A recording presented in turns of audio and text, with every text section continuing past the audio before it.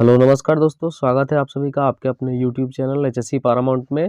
दोस्तों आज के हमारे वीडियो का टॉपिक है व्हाट इज़ फायर, यानी कि इस वीडियो में हम जानेंगे कि फायर क्या होता है।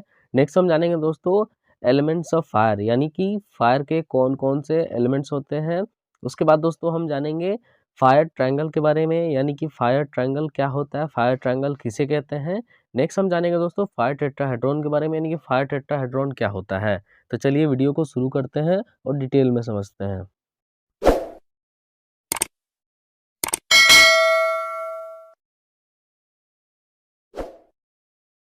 तो दोस्तों नेक्स्ट हम जानेंगे व्हाट इज फायर, यानी कि फायर क्या होता है। तो fire is a chemical reaction in which fuel और combustible materials combines with oxygen in the presence of heat and produce heat and light. यानी कि फायर एक केमिकल रिएक्शन होता है जिसमें कि कोई भी कंबस्टिबल मटेरियल या कोई भी फ्यूल ऑक्सीजन के साथ कंबाइन करता है इन द प्रेजेंस ऑफ हीट, और लाइट और हीट को प्रोड्यूस करता है। तो दोस्तों नेक्स्ट हम जानेंगे एलिमेंट्स ऑफ फायर, यानी कि फायर के कौन कौन से एलिमेंट्स होते हैं।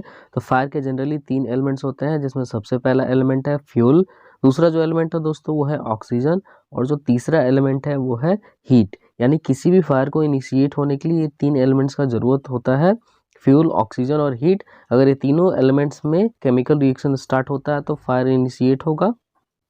तो दोस्तों नेक्स्ट हम जानेंगे फायर ट्रायंगल के बारे में, यानी कि फायर ट्रायंगल क्या होता है। तो जैसा कि हमने देखा कि एलिमेंट्स ऑफ फायर 3 होते हैं, फ्यूल, ऑक्सीजन और हीट। जब हम तीनों को एक साथ कंबाइन कर देते हैं तो उसे हम फायर ट्रायंगल कहते हैं। यानी किसी भी आग लगने के लिए ये 3 चीज़ें कंपलसरी है, फ्यूल, ऑक्सीजन और हीट। इसमें से कोई भी एलिमेंट मिसिंग होगा तो फिर फायर इनिशिएट नहीं होगा। तो दोस्तों नेक्स्ट हम जानेंगे फायर टेट्राहेड्रॉन के बारे में, यानी कि फायर टेट्राहेड्रॉन क्या होता है।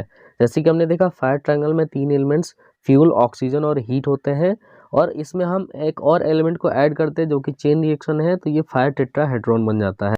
जैसा कि हम जानते हैं किसी भी फायर को इनिशिएट होने के लिए 3 एलिमेंट्स फ्यूल, ऑक्सीजन और हीट की ज़रूरत होती है, लेकिन उस फायर को आगे सस्टेन रहने के लिए, कंटिन्यू रहने के लिए एक और एलिमेंट की ज़रूरत होती है जो कि है चेन रिएक्शन। यानी किसी भी फायर में अगर चेन रिएक्शन नहीं होता है तो फायर आगे कंटिन्यू नहीं रह। तो दोस्तों आई होप आप लोगों को वीडियो समझ में आया होगा। ऐसे और वीडियोस देखने के लिए सब्सक्राइब करें हमारे चैनल को।